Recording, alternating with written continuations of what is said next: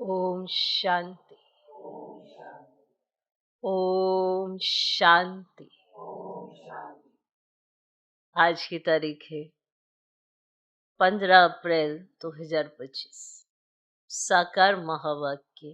बाबा कहते, मीठे बच्चे, बाप तुम रूहों से रूह रिहान करते।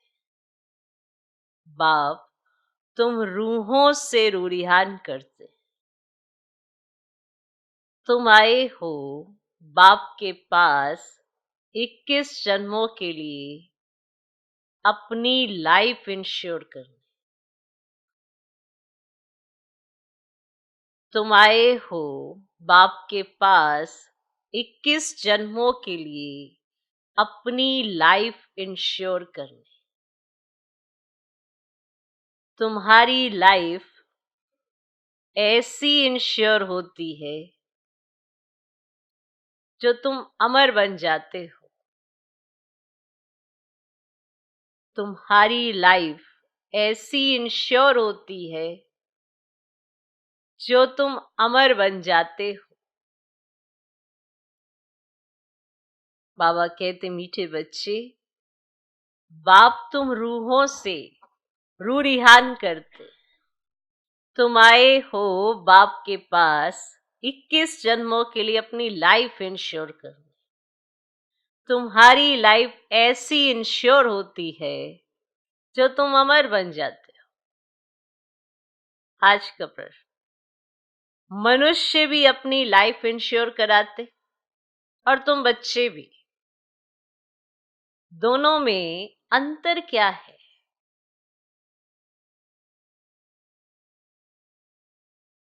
मनुष्य भी अपनी लाइफ इंश्योर कराते और तुम बच्चे भी,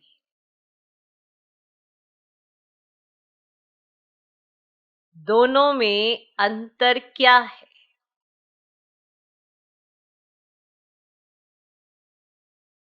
उत्तर, मनुष्य अपनी लाइफ इंश्योर कराते कि मर जाए तो परिवार वालों को पैसा मिले। क्योंकि अगर वो इंश्योरेंस कराते हैं तो उनको थोड़ा मिलता है, वो अपने परिवार वालों को पैसा दिला देते, इसलिए इंश्योरेंस कराते। मनुष्य अपनी लाइफ इंश्योर कराते कि मर जाए तो परिवार वालों को पैसा मिले। तुम बच्चे इंश्योर करते हो कि 21 जन्म हम मरे ही नहीं, अमर बन जाएं। सत्युग में कोई इंश्योर कंपनियां होती नहीं। सत्युग में कोई इंश्योर कंपनियां होती नहीं।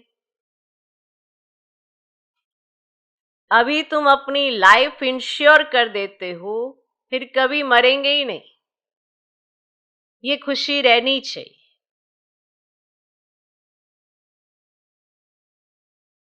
मनुष्य भी अपनी लाइफ इंश्योर कराते और तुम बच्चे भी, दोनों में अंतर क्या है? उत्तर, मनुष्य अपनी लाइफ इंश्योर कराते कि मर जाए तो परिवार वालों को पैसा मिले। तुम बच्चे इंश्योर करते हो कि 21 जन्म हम मरे ही नहीं, अमर बन जाएं। सत्युग में कोई इंश्योर कंपनियां होती नहीं। अभी तुम अपनी लाइफ इंश्योर कर देते हो, फिर कभी मरेंगे ही नहीं, ये खुशी रहनी चाहिए। आज का गीत है, ये कौन आ जाया सवेरे सवेरे। ओम शांति। रूहानी बाप बैठ रूहानी बच्चों से रूह रिहान करते हैं। तुम बच्चे जानते हो, बाप हमको अभी 21 जन्म तो क्या 40-50 जन्मों लिए इंश्योर कर रहे। यहाँ 21 जन्मों की बात नहीं हो रही है, 40-50 जन्मों लिए इंश्योर करते हैं। सुना? अब सिर्फ 21 जन्म सोच रहे, भगवान कहता 40-50 जन्म। वो लोग इंश्योर करते हैं कि मर जाएं तो उनके परिवार को पैसा मिले। तुम इंश्योर करते हो 21 जन्मों के लिए मरे ही नहीं। अमर बनाते हैं ना। तुम अमर थे। मूल वतन भी अमर लोक है, वहां मरने जीने की बात नहीं रहती। वो है आत्माओं का निवास स्थान। अब ये रूरियान बाप अपने बच्चों से करते हैं और कोई से नहीं करते।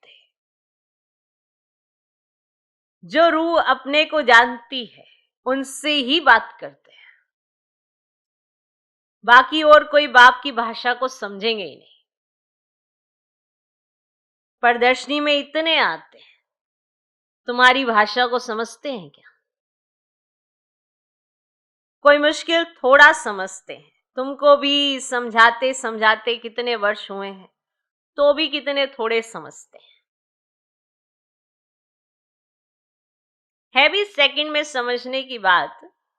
हम आत्माएं जो पावन थी वही पतित बनी है, फिर हमको पावन बनना है। उसके लिए स्वीट फादर को याद करना है। उनसे स्वीट और कोई चीज होती नहीं। इस याद करने में ही माया के विघ्न पड़ते हैं। ये भी जानते हो बाबा हमको अमर बनाने आए हैं। पुरुषार्थ कर अमर बन, अमरपुरी का मालिक बनना है। अमर तो सब बनेंगे। सत्यों को कहा जाते हैं अमर लोक, और ये है मृत्यु लोक। ये अमर कथा है। ऐसे नहीं कि सिर्फ शंकर ने पार्वती को अमर कथा सुनाई। वे तो सब है भक्ति मार्ग की बातें। तुम बच्चे सिर्फ मुझे एक से ही सुनो। मामेकम याद करो, ज्ञान मैं ही दे सकता हूं। ड्रामा प्लान अनुसार सारी दुनिया तमो प्रधान बनी है। अमरपुरी में राज्य करना उसको ही अमर पद कहा जाता है। वहां इंश्योर कंपनियां आदि होती नहीं। अभी तुम्हारी लाइफ इंश्योर कर रहे हैं, तुम कभी मरेंगे नहीं। ये बुद्धि में खुशी रहनी चाहिए। हम अमरपुरी के मालिक बनते हैं तो अमरपुरी को याद करना पड़े। वाया मूल वतन ही जाना होता है। वहां पे ऐसे ही जाएंगे ना, कैसे? वाया मूल वतन ही तो जाएंगे अमरपुरी में। ये भी मन मना भव हो जाता। मूल वतन है मन मना भव, अमरपुरी है मध्याजी भव। हर एक बात में दो अक्षर ही आते हैं। तुमको कितने प्रकार से अर्थ समझाते हैं, तो बुद्धि में बैठे। एक ही बात को अगर एक ही तरीके से समझा दिया जाता तो अभी तक तो समझ आ जाना चाहिए था। तरह तरह से समझाया जाता है उसी बात को। ये देह अभिमान क्या है, इतनी आसानी से कहाँ समझ आता है। तुरंत आता है, अंदर चिंतन चलता है, बुद्धि में कुछ खटपट होती है, पर समझ नहीं आता है। समझ आ जाए तो तुरंत हम बन जाएं, और अभी तक बने नहीं हैं। क्योंकि जो समझाया जाता है उसको वैसे नहीं समझते जैसे समझाया जाता है। इसीलिए का नंबरवार पुरुषार्थ अनुसार समझ में आता है। क्योंकि जितना पुरुषार्थ बढ़ाया है उतना बाप की भाषा समझ में आती है, वरना ये भाषा भी समझ नहीं आएगी। ये बड़ा वंडरफुल खेल है। आप कहेंगे हम बाप को जानते हैं, कितना कितना जानते हैं, कितना पहचानते हैं। सोच जरूर लेना चाहिए कि हम भगवान को कितना जानते, कितना पहचानते, क्या उनको अपने हिसाब से चलाते। वो स्नेह में आपके हिसाब से चल जरूर लेगा, है तो भगवान ही ना, ये भूलना नहीं। स्नेह में चलता है, लेकिन इसका अर्थ ये नहीं कि हम बड़े हैं। तो उनको जानना है, पहचानना है, और जो अर्थ उन्होंने समझाया है उसी अर्थ से उनको समझना है। कितने प्रकार से समझाना पड़ता है, नहीं? तो बुद्धि में बैठे। सबसे जास्ती मेहनत है ही इसमें अपने को आत्मा निश्चय करना है। अपने को आत्मा निश्चय करना है। जैसे ही अपने को आत्मा निश्चय करते हैं, है ना, जैसे ही आपका चिंतन आत्मा की तरफ जाता है तो परमात्मा ही याद आता है, क्योंकि जो उन्होंने समझाया है वो स्मृति में आता है, तो उनकी तरफ ही चिंतन चलता है। हम आत्मा ने ये जन्म लिया है, 84 जन्म में भिन्न भिन्न नाम रूप देश काल फिरते आए हैं। सतयुग में इतने जन्म, त्रेता में इतने, द्वापर में इतने, ये भी बहुत बच्चे भूल जाते हैं। मुख्य बात है अपने को आत्मा समझ स्वीट बाप को याद करना। उठते बैठते या बुद्धि में रहने से खुशी रहेगी। फिर से बाबा आया हुआ है, जिसको हम आधा कल्प याद करते थे कि आओ आकर पावन बनाओ। पावन रहते हैं मूल वतन में और अमरपुरी सत्युग में। भक्ति में मनुष्य पुरुषार्थ करते हैं, मुक्ति में व कृष्णपुरी में जाने के लिए। मुक्ति को हो अथवा निर्वाण धाम को हो, वानप्रस्थ अक्षर करेक्ट है। मुक्ति को निर्वाण धाम को वानप्रस्थ अक्षर करेक्ट है। वानप्रस्थी तो शहर में ही रहते हैं, सन्यासी लोग तो घर बार छोड़ जंगल में जाते।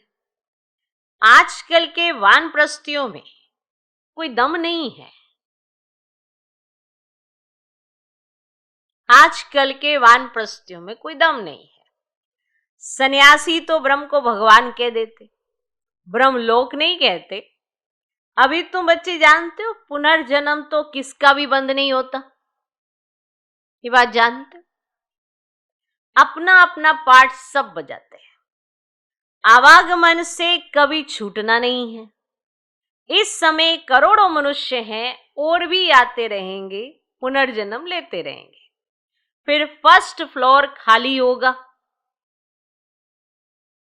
मूल वतन है फर्स्ट फ्लोर, सूक्ष्म वतन है सेकंड फ्लोर और यह है थर्ड फ्लोर, अथवा इनको ग्राउंड फ्लोर कहें। ग्राउंड फ्लोर कहो, दूसरा कोई फ्लोर है नहीं। वे समझते हैं स्टार्स में भी दुनिया है, ऐसे है नहीं। फर्स्ट फ्लोर में आत्माएं रहती हैं, बाकी मनुष्यों के लिए तो यह दुनिया है।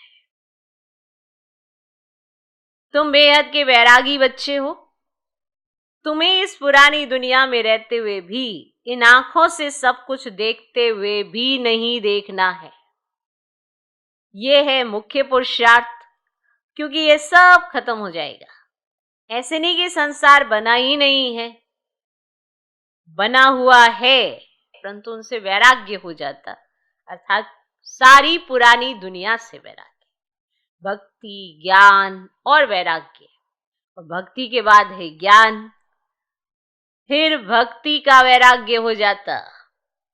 बुद्धि से समझते हो कि ये पुरानी दुनिया है, ये हमारा अंतिम जन्म है, अभी सबको वापस जाना है।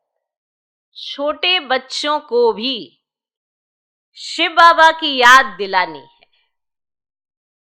उल्टे सुलटे खान पान आदि की कोई आदत नहीं डालनी चाहिए, क्योंकि छोटा बच्चा तो आपके अंडर है। कहते हैं चलो ये जब बड़ा हो जाएगा तब इसको समझाएंगे, अब बड़ा आपके अंडर ही नहीं। जब छोटेपन से आपने संस्कार डाले ही नहीं तो फिर क्या करेंगे? अभी संस्कार डालने का कार्य आपका है। तो छोटे बच्चे को भी शिव बाबा की याद दिलानी है। उल्टे सुलटे खान पान आदि की कोई आदत नहीं डालनी चाहिए। छोटेपन से जैसी आदत डालो वैसी आदत पड़ जाती है। आजकल संग का दोष बड़ा गंदा है, संग तारे वो संग बोरे। तो ये विषय सागर वैशाल्य है। सत्य तो एक ही परम पिता परमात्मा है, गॉड इज वन कहा जाता है। तो वे आकर सत्य बात समझाते हैं। तो बाप कहते हैं, हे रूहानी बच्चों, मैं तुम्हारा बाप तुमसे रूढ़िहान कर रहा हूं। मुझे तुम बुलाते हो ना, वही ज्ञान का सागर पतित पावन है। नई सृष्टि का रचयिता है, पुरानी सृष्टि का विनाश कराते हैं। ये त्रिमूर्ति तो प्रसिद्ध है। अमूज तेओ छे शिव। अच्छा, फिर सूक्ष्म वतन में है ब्रह्मा विष्णु शंकर। उन्हों का साक्षात्कार भी होता है क्योंकि पवित्र है ना। उन्हों को चैतन्य में इन आंखों से देख नहीं सकते, बहुत नोंदा भक्ति से देख सकते हैं। समझो, कोई हनुमान का भक्त होगा तो उनका साक्षात्कार होगा। शिव के भक्त को तो झूठ बताया गया है कि परमात्मा अखंड ज्योति स्वरूप है, और बाप कहते हैं मैं तो इतनी छोटी सी बिंदी हूं। वह कहते अखंड ज्योति स्वरूप अर्जुन को दिखाया। अब उसने कहा बस मैं सहन नहीं कर सकता हूं। उनको दीदार हुआ तो यह गीता में लिखा हुआ है, मनुष्य समझते अखंड ज्योति का साक्षात्कार हुआ। अब बाप कहते हैं ये सब भक्ति मार्ग की बातें दिल खुश करने की हैं। मैं तो कहता ही नहीं हूं कि मैं अखंड ज्योति स्वरूप हूं। जैसे बिंदी मिसल तुम्हारी आत्मा है वैसे मैं हूं। जैसे तुम ड्रामा के बंधन में हो वैसे मैं भी ड्रामा के बंधन में बांधा हुआ हूं। सब आत्माओं को अपना अपना पाठ मिला हुआ है। पुनर्जन्म तो सबको लेना ही है, नंबरवार सबको आना ही है। पहले नंबर वाला फिर नीचे आता है। कितनी बातें बाप समझाते हैं। ये समझाना एक सृष्टि रूपी चक्र फिरता रहता है। जैसे दिन के बाद रात आती है वैसे कलयुग के बाद सतयुग, फिर त्रेता, फिर संगम युग आता है। संगम युग पर ही बाप चेंज करते हैं। जो सतो प्रधान थे वे अभी तमो प्रधान बने हैं, वही फिर सतो प्रधान बनेंगे। अब बुलाते भी है हे पतित पावनव, तो अब बाप कहते मन मनाव हो, मैं आत्मा हूं, मुझे बाप को याद करो। याद करना है ना। ये यथार्थ रीति कोई मुश्किल समझते हैं। हम आत्माओं का बाप कितना मीठा है। आत्मा ही मीठी है ना। शरीर तो खत्म हो जाता, फिर उनकी आत्मा को बुलाते हैं। प्यार तो आत्मा में ही होता है ना। संस्कार आत्मा में रहते हैं। आत्मा ही पढ़ती सुनती है, देह तो खत्म हो जाती है। मैं आत्मा अमर हूं, फिर तुम मेरे लिए रोते क्यों हो? ये तो देह अभिमान है ना। तुम्हारा देह में प्यार है, होना चाहिए आत्मा में प्यार। अविनाशी चीज में प्यार होना चाहिए। विनाशी चीज में प्यार होने से ही लड़ते झगड़ते हैं। सतयुग में है देही अभिमानी, इसीलिए खुशी से एक शरीर छोड़ दूसरा लेते हैं। रोना पीटना कुछ भी नहीं होता। तुम बच्चों को अपनी आत्म अभिमानी अवस्था बनाने के लिए बहुत प्रैक्टिस करनी है। मैं आत्मा हूं, अपने भाई को माना आत्मा भाई को बाप का संदेश सुनाता हूं। हमारा भाई इन ऑर्गन्स द्वारा सुनता है। ऐसी अवस्था बनाओ, ऐसी अवस्था जमाओ कि जब भी किसी को देखो तो उसके तन में भी आत्मा देखो। बाप को याद करते रहो तो भी कर्म विनाश होते रहेंगे। खुद को भी आत्मा समझो, उनको भी आत्मा समझो, तब पक्की आदत हो जाए। यह है गुप्त मेहनत। अंतर्मुख हो, इस अवस्था को पक्का करना है। जितना समय निकाल सको उतना इसमें लगाओ। 8 घंटा तो धंधा आदि भल करो, नींद भी करो, बाकी इसमें लगाओ। 8 घंटा तक पहुंचना है, तब तुमको बहुत खुशी रहेगी। अगर अभी खुशी गायब हो जाती है तो याद की यात्रा बहुत कम है। इसलिए तुरंत तुरंत खुशी गायब। ना बाप की बात याद आती, ना बाप की याद आती, तो फिर खुश कहां से होंगे? फिर तो झमेले ही दिखाई देंगे, झमेले ही झमेले। रोना ही रोना आएगा। ये रोना देह अभिमान की निशानी है। इसीलिए बाबा कहते हैं ना, याद की यात्रा से इतना खाता बनाओ कि जब भी कोई ऐसी परिस्थिति आए तो वो आपको मदद करे। अब याद की यात्रा से खाता तो बनाया नहीं, तो फिर रोना ही रोना, दुखी होना ही होना, तकलीफ पे रोना। तकलीफ तो सबको है, पर उस तकलीफ में अवस्था कैसी है, यही तो पुरुषार्थ है।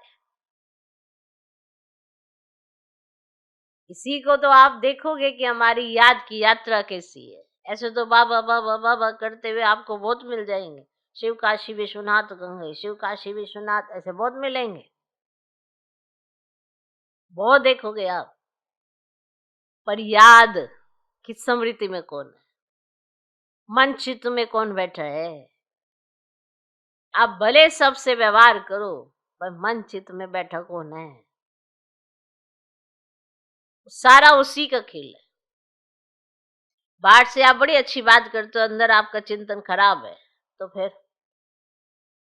आपका हाल क्या होगा? आपकी अवस्था का साक्षात्कार परिस्थितियों में हो जाएगा। ऐसा नहीं कि सब पे परिस्थितियां नहीं आती, सब पे आती हैं, एक नंबर से लेके लास्ट नंबर तक। और जब एक नंबर पर आती है परिस्थिति, तो उसको कैसे लेते हैं? रोते हैं, दुखी होते हैं, परेशान होते हैं, या वो उस परिस्थिति को कैसे जीतते हैं? अपनी स्थिति से। उनका चिंतन ही शुद्ध चलता है, इसलिए वो जीत लेते हैं, क्योंकि वो अपना समय यूटिलाइज करते हैं, सफल करते हैं, व्यर्थ में नहीं जाने देते। कहीं का व्यर्थ का चिंतन इतना जास्ती है, तो वो करें भी तो क्या करें। इसीलिए कहा जाता है संभलो, बचो, देखो। और हमें समय को यूटिलाइज करना है, संभालना है, वो समय व्यर्थ में नहीं जाना चाहिए, नहीं तो ये समय पर समय ही धोखा देता है, नहीं तो समय पर समय ही साथ देता है। और फिर यही बात नहीं समझ में आती, काश हमें थोड़ा समय मिल जाता, हम ये कार्य कर लेते, हमें सुनना नहीं पड़ता। पर ऐसा क्यों हुआ? क्योंकि हमने समय पर समय को यूटिलाइज ही नहीं किया है कभी, ऐसे ही व्यर्थ में जाने दिया है। इसलिए समय की कीमत को जो समझता है, आपने देखा होगा, सफलता को वही पाता है। चाहे बाहर की दुनिया में लगा लो, चाहे कहीं पर भी लगा लो। साइंस वाले जो हैं वो समय की कीमत को समझते हैं, क्योंकि साइंस माना समय के साथ ही चलती है ना, तो फिर उनका नाम भी होता है, नाम भी वाला होता है, समय को यूज करते हैं। हम क्या यूज करते हैं? क्या व्यर्थ में जाने देते हैं? इसीलिए 24 घंटे होते हैं, पर 24 घंटे में कोई महान से महान कार्य करता है, कोई साधारण से साधारण जीवन जीता है। अंतर है या नहीं है?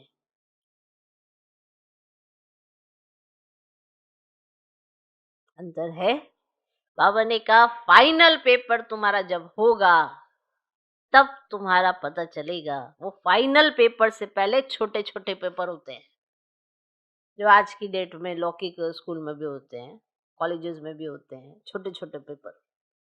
वो छोटे छोटे पेपर जब उनकी कलेक्शन की जाती है, तो देखा जाता है कि तो मेरिट पोजीशन में चला गया, और कईयों की ऐसी कलेक्शन की जाती है तो फिर देखा जाता है इसके नंबर ही नहीं आ रहे हैं,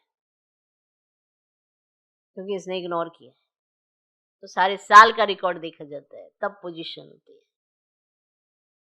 ओके, तो आप देखोगे, आप 8 घंटा तक पहुंचना है आपने, तब तुमको बहुत खुशी रहेगी। अगर नहीं रहती है तो जरूर चेकिंग करिए। पतित पावन बाप कहते मुझे याद करो तो तुम्हारे विक्रम विनाश होंगे। ज्ञान तुमको अभी संगम पर मिलता है। ये इतना मना, इतना ज्ञान, इतनी समझ, इतनी नॉलेज एक समय मिला है, बाकी किसी समय में आपको इतना ज्ञान नहीं मिलेगा। आप ढूंढते रहोगे पर नहीं मिलेगा। महिमा सारी संगम युग की है, जबकि बाप बैठ तुमको ज्ञान सुनाते हैं, समझाते हैं ना। इसमें स्थूल कोई बात ही नहीं। ये जो तुम लिखते हो ना, वह सब खत्म हो जाएगा, ये जो भी लिख रहे हो। हाँ, नोट भी इसीलिए करते हैं तो पॉइंट्स नोट होने से याद रहेगी। कोई की बुद्धि तीखी होती है तो बुद्धि में याद रहती है, नंबरवार तो है ना। मुख्य बात बाप को याद करना है, सृष्टि चक्र को याद करना है, कोई भी कर्म नहीं करना है। गृहस्थ व्यवहार में भी रहना है, पवित्र जरूर बनना है। कई गंदे ख्यालात वाले बच्चे समझते हैं हमको ये फलानी बहुत अच्छी लगती है, जिनके गंदे ख्यालात होते हैं वो ये समझते हैं हमको ये फलानी बहुत अच्छी लगती है, इनसे हम गंधर्वी विवाह कर ले। परंतु ये गंधर्वी विवाह तो तब कराते हैं जबकि मृत संबंधी आदि बहुत तंग करते हैं, तो उनको बचाने लिए। ऐसे थोड़े ही सब कहेंगे हम गंधर्वी विवाह करेंगे, वे कभी रह नहीं सकेंगे, पहले दिन ही जाकर गटर में पड़ेंगे। नाम रूप में दिल लग जाती है, ये तो बड़ी खराब बात है। गंधर्वी विवाह करना कोई मासी का घर नहीं है। एक दो से दिल लगी तो कह देते गंधर्वी विवाह करे। इसमें संबंधियों को बड़ा खबरदार रहना चाहिए, समझना चाहिए ये बच्चे काम के नहीं। जिससे दिल लगी है उससे हटा देना चाहिए, नहीं तो बातें करते रहेंगे। इस सभा में बड़ी खबरदारी रखनी होती है, आगे चल बड़े कायदे सिर सभा लगेगी। ऐसे ऐसे ख्यालात वाले को आने नहीं देंगे। जो बच्चे रूहानी सर्विस पर तत्पर रहते हैं, जो योग में रहकर सर्विस करते हैं, वही सत्य की राजधानी स्थापन करने में मददगार बनते हैं। सर्विसेबल बच्चों को बाप का डायरेक्शन है, आराम हराम है। जो सर्विसेबल बच्चे हैं उनके लिए बाबा डायरेक्शन देते हैं, आराम हराम है। जो बहुत सर्विस करते हैं वे जरूर राजा रानी बनेंगे। जो जो मेहनत करते हैं, आप समान बनाते हैं, उनमें ताकत भी रहती है। स्थापना तो ड्रामा अनुसार होनी ही है। अच्छी रीति सब पॉइंट्स धारण कर फिर सर्विस में लग जाना चाहिए। आराम भी हराम है। सर्विस ही सर्विस, तब ऊंच पद पाएंगे। बादल आए और रिफ्रेश होकर गए सर्विस पर। सर्विस तो तुम्हारी बहुत निकलेगी, किस्म किस्म के चित्र निकलेंगे जो मनुष्य झट समझ जाए। ये चित्र आदि भी इंप्रूव होते जाएंगे। इसमें भी जो हमारे ब्राह्मण कुल के होंगे वे अच्छी रीति समझेंगे। समझाने वाले भी अच्छे हैं तो कुछ समझेंगे। जो अच्छी रीति धारणा करते हैं, बाप को याद करते हैं, उनके चेहरे से ही मालूम पड़ जाता है। बाबा हम तो आपसे पूरा वर्षा लेंगे तो उनके अंदर खुशी के ढोल बजते रहेंगे। सर्विस का बहुत शौक होगा। रिफ्रेश हुए और ये भागे। सर्विस के लिए हर एक सेंटर से बहुत तैयार होने चाहिए। तुम्हारी सर्विस तो बहुत फैलती जाएगी, तुम्हारे साथ मिलते जाएंगे। आखिरी ने एक दिन सन्यासी भी आएंगे। अभी तो उन्हों की राजाई है, उन्हों के पैरों पर पड़ते हैं, पूजते हैं। बाप कहते यह भूत पूजा है। मेरे तो पैर है नहीं, इसीलिए पूजने भी नहीं देंगे। मैंने तो ये तन लोन लिया है, इसीलिए इनको भाग्यशाली रथ कहा जाता है। ये भाग्यशाली रथ है, मैंने इसका लोन लिया है। इस समय तुम बच्चे बहुत सौभाग्यशाली हो, क्योंकि तुम यहां ईश्वरीय संतान हो। गायन भी है, आत्माएं परमात्मा अलग रहे बहुकाल। तो जो बहुकाल से अलग रहे हैं वही आते हैं, उनको ही आकर पढ़ाता हूं। श्री कृष्ण का यह अंतिम जन्म है, इसीलिए नाम भी इस एक का श्याम सुंदर पड़ा है। शिव का तो किसी को पता ही नहीं है कि क्या चीज है। ये बात बाप ही आकर समझाते हैं। मैं हूं परमात्मा, परम धाम में रहने वाला, तुम भी वहां के रहने वाले हो। मैं सुप्रीम पतित पावन हूं, तुम अभी ईश्वरीय बुद्धि वाले बने हो। ईश्वर की बुद्धि में जो ज्ञान है वे तुमको सुना रहे हैं। सतयुग में भक्ति की बात नहीं होती, ये ज्ञान तुमको अभी मिल रहा है। अच्छा, मीठे मीठे सिकिलधे बच्चों प्रति माता पिता बाप दादा का याद प्यार और गुड मॉर्निंग। रूहानी बाप की रूहानी बच्चों को नमस्ते। हम रूहानी बच्चों की भी रूहानी बाप को नमस्ते नमस्ते नमस्ते। Good morning good morning good morning. धारणा के लिए मुख्य सार, पहला पॉइंट, अंतर्मुखी होकर अपनी अवस्था को जमाना है, अभ्यास करना है। मैं आत्मा हूं, अपने भाई मन आत्मा को बाप का संदेश देता हूं। ऐसा आत्म अभिमानी बनने की गुप्त मेहनत करनी है। अंतर्मुखी होकर अपनी अवस्था को जमाना है, अभ्यास करना है। मैं आत्मा हूं, अपने भाई मन आत्मा को बाप का संदेश देता हूं। ऐसा आत्म अभिमानी बनने की गुप्त मेहनत करनी है। दूसरा पॉइंट, रूहानी सर्विस का शौक रखना है। आप समान बनाने की मेहनत करनी है। संग का दोष बड़ा गंदा है, उससे अपने को संभालना है। उल्टे खान पान की आदत नहीं डालनी है। रूहानी सर्विस का शौक रखना है। आप समान बनाने की मेहनत करनी है।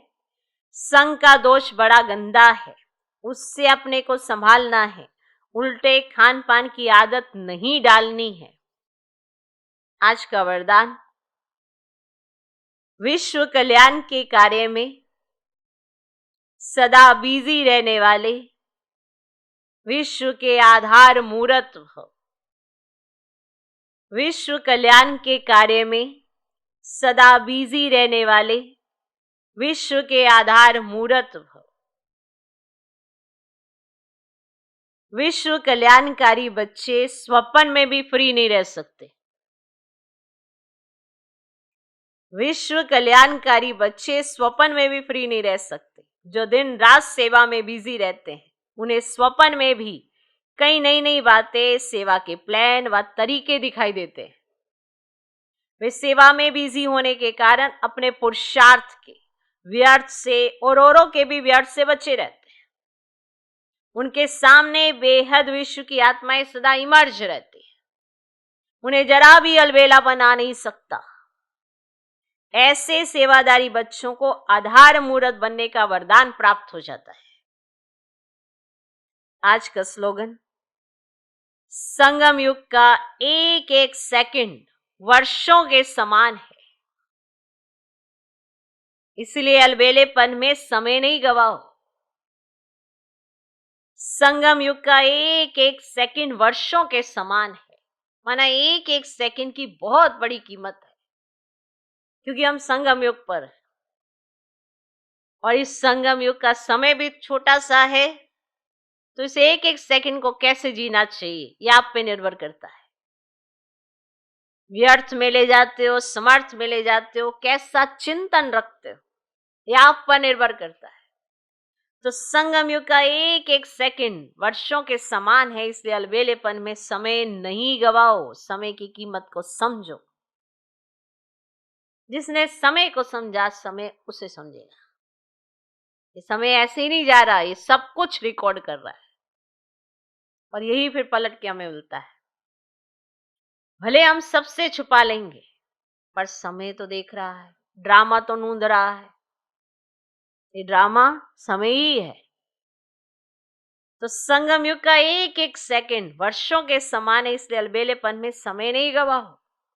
अव्यक्त इशारे, कंबाइंड रूप की स्मृति से सदा विजयी बनो। सदा शब्द लगाया जाता है, इस पर अटेंशन देने की जरूरत है कि हम कभी कभी विजयी बन जाते हैं, फिर कभी हताश हो जाते हैं, कभी हार जाते हैं, कभी विजय बन जाते हैं, कभी हार। ये नहीं करना है, सदा विजयी बनना है। तो वो कंबाइंड स्वरूप की स्मृति से हो सकता है, जिसके साथ स्वयं सर्वशक्तिमान बाप कंबाइंड है। सर्व शक्तियां स्वतः उनके साथ होंगी। जहां सर्व शक्तियां हैं, वहां सफलता ना हो, यह असंभव है। कोई अच्छा साथी लौकिक में भी मिल जाते हैं ना, तो उसको छोड़ नहीं सकते। कोई अच्छा साथी मिल गया तो उसको छोड़ेंगे नहीं, क्योंकि वो अच्छा है। तो ये तो अविनाशी साथी है, कभी धोखा देने वाला साथी नहीं है। सदा ही साथ निभाने वाला साथी, तो सदा साथ साथ रहो। ओम शांति।